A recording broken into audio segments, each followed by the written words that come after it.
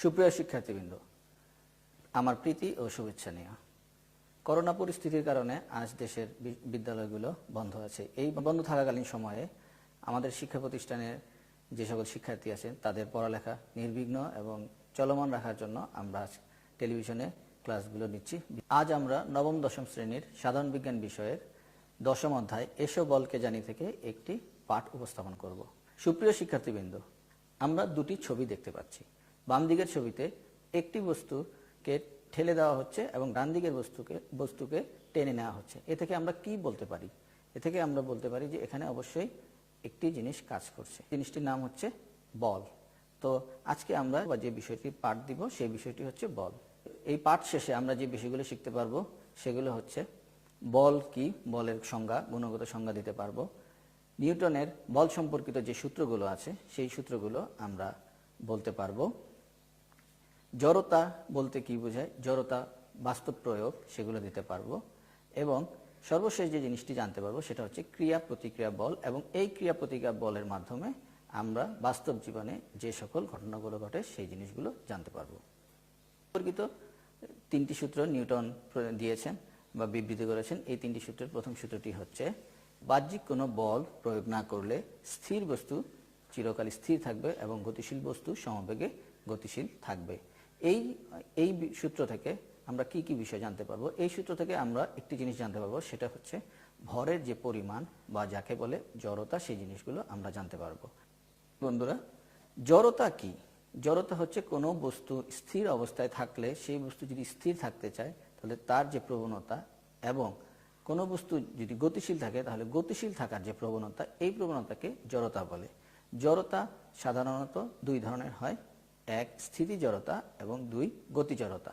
স্থিতি জড়তা হচ্ছে বস্তুটি যখন স্থির হয়ে থাকতে চায় বা কোনো বস্তু স্থির অবস্থার পরিবর্তন ঘটাতে না চায়, সেই অবস্থাকে বলবো আমরা স্থিতি জড়তা। এবং গতি জড়তা হচ্ছে কোনো বস্তু যখন গতিশীল অবস্থায় থাকতে চায় এবং সেই বস্তুটি গতি কোনোভাবেই কমানো যায় না, তখন যে গতিশীল অবস্থায় থাকার যে প্রবণতা সেটাকে বলবো গতি জড়তা। আমরা ছবিতে 2টি উদাহরণ দেখতে পাচ্ছি, 2টি ছবি দেখতে পাচ্ছি। যখন বাসটি স্থির ছিল তখন বাসটি সম্পূর্ণভাবে তার স্থির বাসকে যখন আমরা হঠাৎ চলমান করি তখন আমরা একটু ঝাঁকি খাই এবং ঝাঁকি খেয়ে আমরা পিছনের দিকে ঝুঁকে পড়ি। এই অবস্থাটাকে বলছে স্থিতি জড়তার কারণে আমাদের এই সমস্যাটি বা এই ঘটনাটি ঘটেছে। এবং পরবর্তী ছবিতে আমরা যে জিনিসগুলো দেখাচ্ছি সেটা হচ্ছে যে একটি চলমান বাসের হঠাৎ আমরা চলমান বাসটা হঠাৎ ব্রেক করলে যে সমস্যাটা হয় যে আমরা সামনের দিকে ঝুঁকে পড়ি। তো চলমান অবস্থায় বা গতিশীল অবস্থায় যে ঝুঁকে পড়ার ঘটনাটা তৈরি হয়েছে সেই ঘটনাকে আমরা বলি গতি জড়তা। বাস্তব জীবনে আমরা সবসময় বাসে বা যে কোনো গাড়িতে চলার সময় আমরা এই ধরনের ঘটনার সাথে নিয়মিত সম্মুখীন হই, এবং এই বাস্তব ঘটনাটা তোমরা সবসময় খেয়াল রাখতে পারবে। এবং এর মাধ্যমে আমরা কি জানতে পারবো সেটা জড়তা কি, এবং জড়তা কি ধরনের জড়তা আমরা প্রতি মুহূর্তে অনুভব করি সেটা সম্পর্কে একটি সম্যক ধারণা তোমরা লাভ করতে পারবে।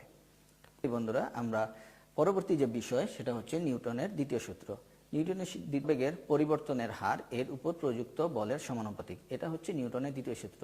এই সূত্রে 2টি জিনিস আমরা পেয়েছি, একটা হচ্ছে ভরবেগ, নতুন করে যে জিনিসগুলো পেয়েছি সেটা হচ্ছে ভরবেগ, এবং দ্বিতীয়টি হচ্ছে ভরবেগের যে পরিবর্তনের হার বা ত্বরণ।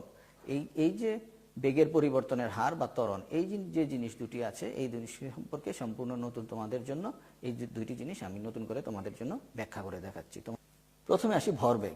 ভরবেগ কাকে বলে? ভরবেগ হচ্ছে বস্তুর ভর এবং বেগের যে গুণফল, সেই গুণফলকে ভরবেগ বলে।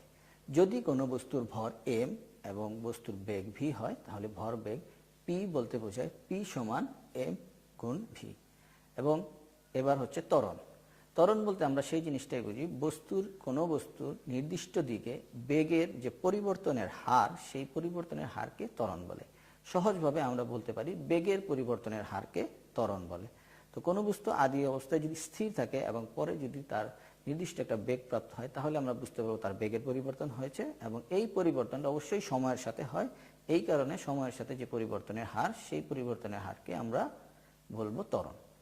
তো নিউটনের দ্বিতীয় সূত্র, এই নিউটনের দ্বিতীয় সূত্রের গাণিতিক রূপ হচ্ছে F সমান m গুণ v minus u by t। এটা হচ্ছে। এবার নিউটনের তৃতীয় সূত্র সম্পর্কে আমরা একটু ধারণা নেই। নিউটনের তৃতীয় সূত্র হচ্ছে প্রতিটি ক্রিয়ারই একটি সমান এবং বিপরীত প্রতিক্রিয়া আছে। মহাবিজ্ঞানী নিউটন বলেছেন, এই সহজ কথাটি আমরা বাস্তব ক্ষেত্রে প্রতি মুহূর্তে প্রয়োগ করি। যেমন আমি আজকে এখানে দাঁড়িয়ে আছি, এই দাঁড়িয়ে থাকাটাও নিউটনের তৃতীয় সূত্র অনুযায়ী হচ্ছে। যেভাবে আমরা হাঁটি সেটা নিউটনের তৃতীয় সূত্র অনুযায়ী। আমি যখন কোনো ভূপৃষ্ঠের উপর হাঁটি তখন, বা আমরা যে শিক্ষার্থীরা হেঁটে যাচ্ছি, দৌড়ে যাচ্ছি, সেটা নিউটনের তৃতীয় সূত্র অনুযায়ী একটি ক্রিয়া এবং প্রতিক্রিয়া বলের মাধ্যমে ঘটে থাকে। আমি যখন ভূমির উপর হেঁটে যাচ্ছি তখন ভূমির উপর একটি বল প্রয়োগ করছি, এবং ঠিক ভূমিও একটি প্রতিক্রিয়া বল আমার উপর প্রয়োগ করে, এবং সেই প্রয়োগটা আমরা কি বুঝতে পারি কি পারি না? সেটা পারি কিভাবে? সেটা পারি হচ্ছে আমরা যখন আবার সেই প্রতিক্রিয়া বলের কারণেই আমাদের পা উপরে উঠে সামনের দিকে এগিয়ে যায়, বা আমরা প্রতিক্রিয়া বলের কারণেই আমরা হাঁটার যে তাড়না, সেই তাড়নাটা অনুভব করি। এভাবে নিউটনের যে তৃতীয় সূত্রটি আছে, সেই তৃতীয় সূত্রটি আমরা বাস্তব জীবনে প্রয়োগ করতে পারি। এছাড়াও আরেকটি উদাহরণ আছে, সেই জিনিসটা আমরা সবসময় বাস্তবভাবে খেয়াল করতে পারি। সেটা হচ্ছে আমরা যখন নৌকো থেকে নামি, নৌকো থেকে যখন আমরা নেমে যাই বা লাফ দেই, লাফ দেওয়ার পর দেখি নৌকোটা একটু পিছনে চলে গেছে। এটা সবাই খেয়াল করে দেখেন যে যারা নৌকো থেকে লাফ দিয়ে তীরে নামে তখন নৌকোটা একটু পিছনে চলে গেছে। এই যে পিছনে চলে যাওয়ার কারণটা হচ্ছে, সে বা কোনো ব্যক্তি যখন সামনের দিকে লাফ দেয় তখন তার সেই লাফের একটি বিপরীত প্রতিক্রিয়া পিছনের দিকে চলে যায় নিউটনের তৃতীয় সূত্র অনুযায়ী। সেই তৃতীয় সূত্র অনুযায়ী যে পিছনের দিকে ক্রিয়ারত বল, সেই বলটি আমাদের নৌকাকে ঠেলে আরেকটু পিছনের দিকে নিয়ে যায়, এবং এই জিনিসটি বাস্তব উদাহরণের মাধ্যমে আমাদের প্রিয় শিক্ষার্থীরা প্রতিনিয়ত আমরা বুঝতে পারি যে ক্রিয়া প্রতিক্রিয়া বল সমান এবং বিপরীতমুখী ভাবে কাজ করে। সুপ্রিয় শিক্ষার্থীবৃন্দ, জড়তার যে দুটি ঘটনা আমরা তোমাদের দেখাবো এখন, সেই দুটি ঘটনার একটি ভিডিও চিত্র তোমরা এখন দেখতে পাবে। এভাবে তোমরা বুঝতে পারবে একটি চলমান গাড়ি কি ঘটে, হঠাৎ ব্রেক করলে কি হয়, এবং একটি স্থির গাড়িকে হঠাৎ টান দিলে সামনে কি ঘটে, এই ভিডিও চিত্র থেকে তোমরা এখন দেখতে পারবে। গাড়ি চালানোর সময় গাড়ির সব আরোহীকে গতি জড়তার বিপদ থেকে রক্ষা পেতে সিট বেল্ট পরতে হয়। সিট বেল্ট ছাড়া চলমান গাড়ির চালক যদি হঠাৎ ব্রেক করেন কিংবা দুর্ঘটনার মাঝে পড়ে যান, তখন জড়তার কারণে তিনি সামনে ঝুঁকে পড়বেন এবং স্টিয়ারিং কিংবা উইন্ড স্ক্রিনে আঘাত পাবেন। একইভাবে কোনো কিছুকে দূরে সরাতে চাইলে আমরা সেটাকে ঠেলি বা ধাক্কা দেই, আবার কোনো কিছুকে কাছে আনতে চাইলে আমরা তাকে টানি। কোনো বস্তুর উপর অন্য বস্তুর ধাক্কা বা টানাই হচ্ছে বল প্রয়োগ। যখনই আমরা কোনো কিছুকে ঠেলি বা টানি, উঠাই বা নামাই, তখন আসলে আমরা বল প্রয়োগ করি। যখন কোনো কিছুকে মোচড়াই বা ছিঁড়ি, প্রসারিত করি বা সংকুচিত করি, তখন বল প্রয়োগ করতে হয়। কিন্তু এই অধ্যায়ে আমরা শুধু বলের মাধ্যমে গতি পরিবর্তনের বিষয়টি আলোচনা করব। আমরা সবাই জানি যে স্থির বস্তুর উপর বল প্রয়োগ করলে সেটি নড়ে, আবার নড়তে থাকা বস্তুর উপর বল প্রয়োগ করলে সেটি থামানো যায়। অর্থাৎ বল প্রয়োগ করে বস্তুর গতির পরিবর্তন করা যায়। বিজ্ঞানী নিউটন বল, জড়তা, ভর, গতির মধ্যে সম্পর্ক স্থাপন করে তিনটি সূত্র প্রকাশ করেছেন। এই তিনটি সূত্র নিউটনের গতি বিষয়ক সূত্র নামে পরিচিত। নিউটনের প্রথম সূত্র থেকে আমরা বস্তুর জড়তা ও বল সম্পর্কে ধারণা পাই। নিউটনের সূত্রের প্রথম অংশ থেকে আমরা দেখেছি যে জড়তা কোনো স্থির বস্তুকে ধাক্কা না দেওয়া পর্যন্ত সেটি নিজে নড়ে না, স্থির থেকে যায়। এবং দ্বিতীয় অংশটি নিয়ে সমস্যা, কারণ আমরা কখনোই চলন্ত বস্তুকে অনন্তকাল চলতে দেখি না। ধাক্কা দিয়ে কোনো বস্তুকে গতিশীল করে ছেড়ে দিলেও দেখা যায় কোনো বল প্রয়োগ না করলেও শেষ পর্যন্ত বস্তুটি থেমে যায়। আমাদের দৈনন্দিন জীবনের অভিজ্ঞতা থেকে মনে হয় কোনো কিছুকে সমবেগে চালিয়ে নিতে হলে ক্রমাগত বুঝি সেটাতে বল প্রয়োগ করে যেতে হয়। নিউটনের প্রথম সূত্র থেকে আমরা জানতে পেরেছি সেটা সত্যি নয়। সমবেগে চলতে থাকা কোনো বস্তু যদি থেমে যায়, তাহলে বুঝতে হবে সেখানে কোনো না কোনোভাবে বল প্রয়োগ করা হয়েছে। ঘর্ষণ, বাতাসের বাধা, এরকম অনেক কিছু আসলে উল্টো দিক থেকে বল প্রয়োগ করে চলমান একটি বস্তুকে থামিয়ে দেওয়া যায়। যদি সত্যি সত্যি সব বল বন্ধ করে দেওয়া যেত, তাহলে আমরা সত্যিই দেখতে পেতাম সমবেগে চলতে থাকা একটি বস্তু অনন্তকাল ধরে চলছে। সুপ্রিয় শিক্ষার্থীবৃন্দ, এবার আমরা বলের বিভিন্ন প্রকৃতি সম্পর্কে আলোচনা করব। বলের প্রকৃতি বলতে বল কি ধরনের, বলের কি কি কাজ, বা বিভিন্ন ধরনের বল কি ধরনের কাজ করে, বা বলগুলোর বিভিন্ন প্রকৃতি বা নেচার কি, সেটা সম্পর্কে আমরা এখন কিছু ধারণা নিব। বলের প্রকৃতি অনুযায়ী আমরা 4 ধরনের বলকে আমরা সংজ্ঞায়িত করি। প্রথম হচ্ছে মহাকর্ষ বল, দ্বিতীয় তড়িৎচুম্বক বল, তৃতীয় দুর্বল নিউক্লিয় বল এবং চতুর্থ সবল নিউক্লিয় বল। এই 4টি বলের খুবই গুরুত্বপূর্ণ আমাদের জীবনে, কারণ মহাকর্ষ বল খুবই দুর্বল একটি বল। এই বলটি সাধারণত আমরা সচরাচর খুব সহজে পরিমাপ করতে পারি না, এবং এই বলটি পরিমাপ করার জন্য আমাদের বিখ্যাত বিজ্ঞানী আইনস্টাইনের সেই 1921 সালের এক বিখ্যাত সূত্র অনুযায়ী এই বলের মানটি বের করতে হয়, এবং ধারণা করা হয় যে এই বল হচ্ছে সবচেয়ে দুর্বল বল, এবং এই বলকে ইউনিট ধরে আমরা বাকি বলগুলো সক্রিয়তার ক্রম সাজিয়েছি। এবার আসি দ্বিতীয় বলটি নিয়ে। দ্বিতীয় বলটি হচ্ছে তড়িৎচুম্বক বল। তড়িৎচুম্বক বল হচ্ছে একটি তড়িৎ ক্ষেত্র এবং চৌম্বক ক্ষেত্র মিলে যে বলের সৃষ্টি হয়, সেই বলটা হচ্ছে তড়িৎচুম্বক বল। তড়িৎচুম্বক বল সূর্য থেকে যে আলোক রশ্মি আমাদের পৃথিবীতে মানব সভ্যতার জন্য যে প্রয়োজনীয়, অতি প্রয়োজনীয় সূর্যালোক, সেই সূর্যালোক হচ্ছে তড়িৎচুম্বকীয় তরঙ্গ আকারে আসে, এবং এই যে এর মাধ্যমে যে বলগুলো আমরা পাই, সেই বলটা হচ্ছে তড়িৎচুম্বক বল। তড়িৎচুম্বক বল মহাকর্ষ বলের তুলনায় 10⁻36 গুণ বেশি। অর্থাৎ বোঝাই যাচ্ছে, এখান থেকে আমরা বুঝতে পারছি যে তড়িৎচুম্বক বলের মান অনেক বেশি। এবার আমরা আসি দুর্বল নিউক্লিয় বল। দুর্বল নিউক্লিয় বল বলতে কি বোঝায়? যেহেতু শব্দটার মধ্যে দুর্বল নিউক্লিয় একটা শব্দ আছে, নিউক্লিয় শব্দটার অর্থই হচ্ছে নিউক্লিয়াসের মধ্যে যে বলটা আছে, সেই বলটার পরিমাণ দুর্বল না সবল, সেটার উপর আমরা ভিত্তি করে এই বলটা আলাপ আলোচনা করেছি। এবং এই বলটা হচ্ছে খুবই ক্ষুদ্রতম একটি দূরত্বে কাজ করে, এবং সেই দূরত্বটা তোমরা তোমাদের বইতে দেখো 10⁻18 মিটার একটি দূরত্ব আছে। সেটা খুবই ক্ষুদ্র, অর্থাৎ দশমিকের পর 17টা শূন্য দিতে হয়, তারপর এক লিখতে হয়। এতটুকু খুবই ক্ষুদ্র দূরত্বে যে বলটা কাজ করে, সেই বলটা হচ্ছে দুর্বল নিউক্লিয় বল। এবং এই বলের মান তড়িৎচুম্বক বলের চেয়ে কম, কিন্তু মহাকর্ষ বলের তুলনায় বেশি। এরপর আমরা সর্বশেষ যে বিষয়টায় আসছি, সেই বিষয়টা হচ্ছে সবল নিউক্লিয় বল। সবল নিউক্লিয় বল সবচেয়ে শক্তিশালী বল এই পৃথিবীতে এবং এই ইউনিভার্সে বা এই মহাজাগতিক বিশ্বে। সবচেয়ে শক্তিশালী বল হচ্ছে সবল নিউক্লিয় বল। এখানেও যেহেতু নিউক্লিয় শব্দটি আছে, তাহলে এই বলটি আমরা নিউক্লিয়াসের অভ্যন্তরে প্রোটন এবং নিউট্রনের মধ্যবর্তী যে বল আছে, সেই বলকে আমরা বলবো সবল নিউক্লিয় বল। এবং এই বল খুবই শক্তিশালী, কারণ এই বল ভাঙার জন্য প্রচুর শক্তি ব্যয় করতে হয় এবং নিউক্লিয়ার বিক্রিয়া হয় এই বল ভাঙা। পৃথিবীতে কত ধরনের বল আছে জিজ্ঞেস করা হলে তোমরা নিশ্চয়ই বলবে অনেক ধরনের। কোনো কিছুকে যদি ধাক্কা দেই, সেটা একটা বল। ট্রাক যখন বোঝা নিয়ে টেনে যায়, সেটাও একটা বল। ঝড়ে গাছ উপড়ে পড়ে, সেটাও একটা বল। চুম্বক যখন লোহাকে আকর্ষণ করে, সেটাও একটা বল। বোমা বিস্ফোরণে যখন ঘরবাড়ি উড়িয়ে দেয়, সেটাও একটা বল। আবার ক্রেন যখন কোনো কিছুকে টেনে তোলে, সেটাও একখানি বল। এভাবে আমরা যদি একটু চিন্তা করি, তাহলে নানা ধরনের বলের বিশাল একটি তালিকা আমরা তৈরি করতে পারবো। কিন্তু সবচেয়ে মজার বিষয় হচ্ছে, প্রকৃতিতে মাত্র 4 রকমের বল আছে। উপরে যে তালিকা দেওয়া হয়েছে, সেগুলো বিশ্লেষণ করলে আমরা দেখতে পাবো এগুলো ঘুরে ফিরে এই 4 রকমের বাইরে কোনো ধরনের বল নয়।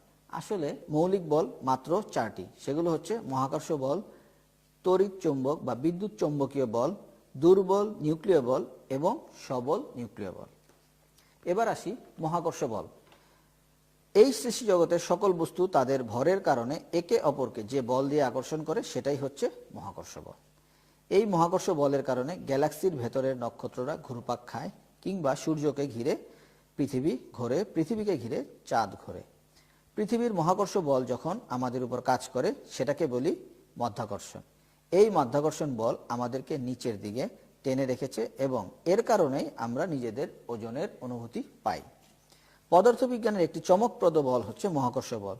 ভর আছে সেরকম যে কোনো বস্তু অন্য বস্তুকে মহাকর্ষ বল দিয়ে আকর্ষণ করে।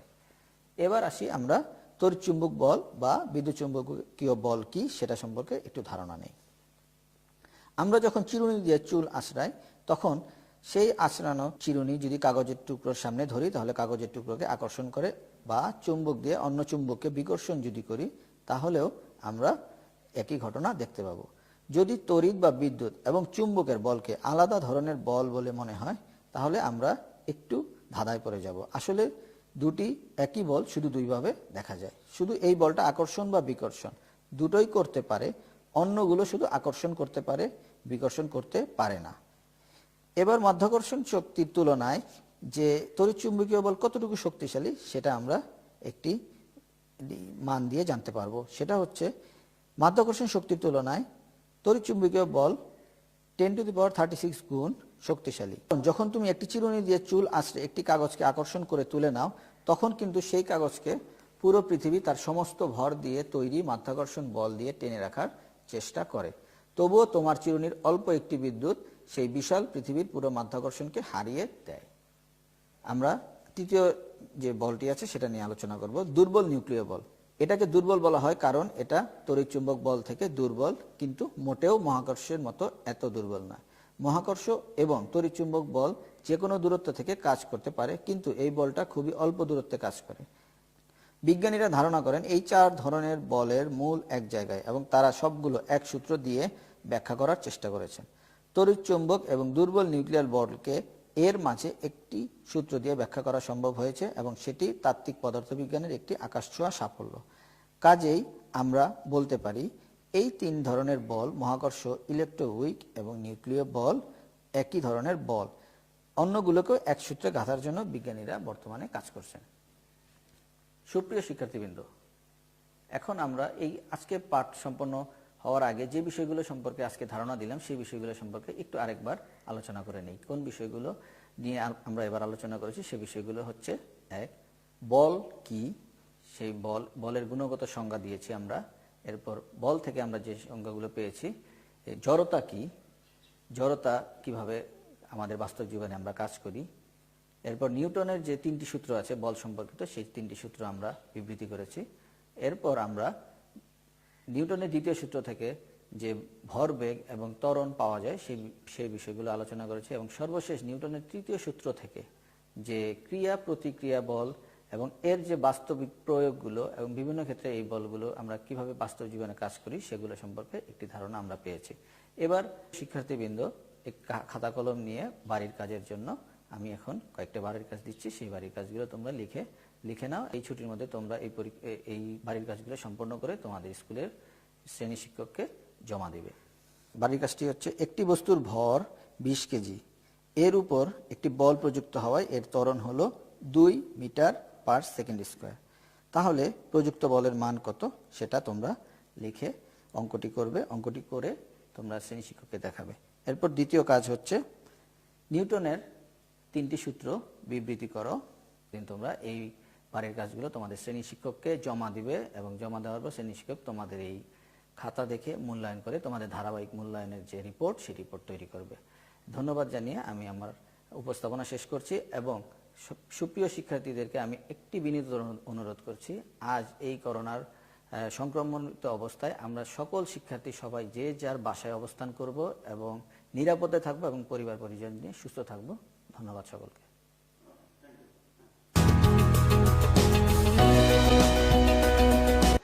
এই ক্লাসটি পুনরায় দেখতে তোমরা ভিজিট করো আমার ঘরে আমার স্কুল ইউটিউব চ্যানেল এবং ফেসবুক পেজে।